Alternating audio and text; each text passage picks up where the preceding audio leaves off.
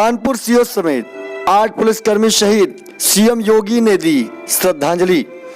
विकास दुबे की call detail में कई पुलिस वालों के नंबर, क्या किसी पुलिसकर्मी ने कर दी मुखबरी? क्या ऑपरेशन ठोक डालो बंद और लौट आया है बदमाशों का राज? क्या खत्म हुआ पुलिस का खौफ और लौट आया है डकैतों का राज? क्या कानून व्यवस्था की पोल खुल गई? क्या उठ गया है पुलिस पर से ही भरोसा? क्या कानपुर में बड़ी वारदात ने भारी तादाद में शहीद पुलिसकर्मियों की मुखबरी की? जी हां, योगी सरकार बनते ही ऑपरेशन ठोक डालो के बड़ी घटनाएं और बदमाशों को सलाखों के पीछे पहुंचाने का काम तेजी से शुरू हुआ था। लेकिन कानपुर की इस जघन्य वारदात ने एक बार फिर से अपराध को सिर उठाने का मौका दे दिया कि आखिर सलाखों के पीछे पहुंचाने के लिए पहुंची पुलिस ने अपने आप को दांव पर लगाकर उसकी कीमत जान देकर चुकानी पड़ी। पूरी वारदात को हम आपको बताएंगे, बने रहे हमारे साथ। ध्रुव गोस्वामी, वैशाली एक्सप्रेस न्यूज, लखनऊ, उत्तर प्रदेश। कानपुर में सीओ कोतवाल समेत 8 पुलिसकर्मी शहीद हो गए। इस वारदात के बाद ऐसा पहली बार हुआ जब उत्तर प्रदेश में एक साथ इतनी संख्या में पुलिसकर्मी शहीद हुए। कानपुर में इस घटना को किसी आतंकवादी घटना से कम नहीं माना जा सकता, क्योंकि जिस तरह से हिस्ट्री सीटर ने जेसीबी लगाकर पुलिसकर्मियों और अधिकारियों को निशाना बनाया, उससे यही आकलन किया जा सकता है कि यहाँ अपराधियों का खौफ ज्यादा है। हालांकि उत्तर प्रदेश के कई जनपदों में बदमाशों से मुठभेड़ के दौरान उनकी गिरफ्तारी की खबरें भी सामने आई, जिसमें बाराबंकी जनपद में कोतवाली शहर पुलिस ने बड़ी सफलता हासिल की। पुलिस महानिदेशक उत्तर प्रदेश और आईआरटी के सभी अधिकारियों की स्पष्ट मंशा है कि उत्तर प्रदेश में किसी भी जनपद में अपराधियों के हौसले बढ़ने नहीं चाहिए। उनके खिलाफ कड़ी से कड़ी कार्रवाई की जाए, जिससे कि उनके हौसले पस्त हो जाएं। इसी क्रम में जनपद बाराबंकी में भी जितने भी वांछित अपराधी हैं, जितने इनामी अपराधी हैं, उन सबके खिलाफ एक विशेष अभियान चलाया जा रहा है, जिसमें दर्जनों लोगों की गिरफ्तारी पिछले कुछ दिनों में हुई है।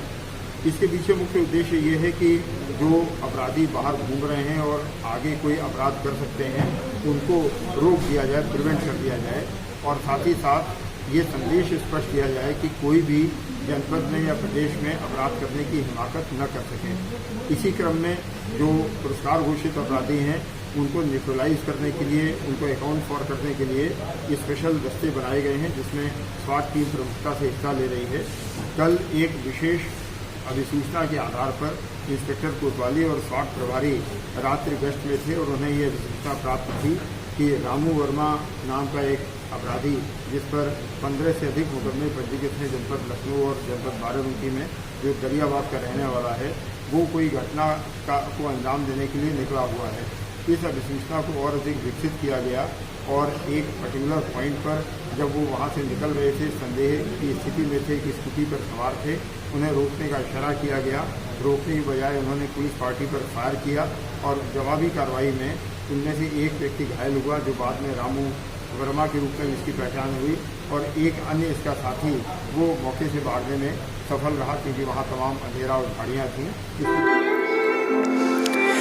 जिस तरह से हमारे देश की सेना आतंकियों से निपटने के लिए हर समय मोर्चा संभालने के लिए तैयार और सतर्क रहती, अब ठीक उसी तरीके से बदमाशों से निपटने के लिए सतर्क और होशियार रहने की जरूरत है।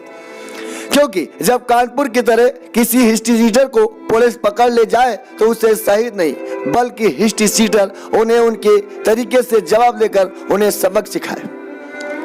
बाकी अंजाम की बात तो वक्त और हालातों पर रखा जाए। वैसे यूपी पुलिस अपने कई अलग अलग रूप में देखा जा सकता है, जिसे झूठ फरेब के साथ साथ बदनामी की कड़ी और लेकर अपनों को शिकार बनवाने में विलेन का काम भी किया।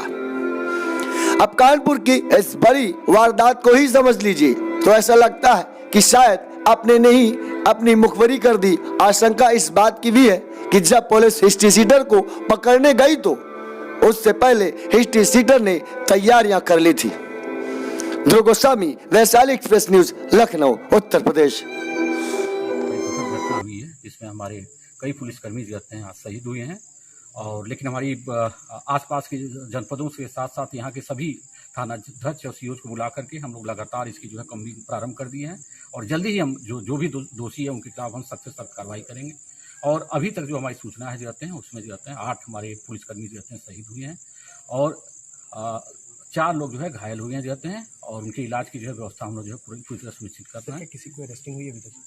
अभी हमारी, जैसा हमने आपको बताया, हमारी पुलिस की टीमें जो है कॉम्बिंग कर रही हैं, चारों तरफ गांव का जो है घेरा बना करके जाते हैं, और आसपास की जो है कन्नौज और कानपुर देहात, जैसा आप जानते हैं पास में ये सब जिले हैं जाते हैं, वहाँ से बुला लिया गया है और हम सिर्फ जो है कार्रवाई करेंगे।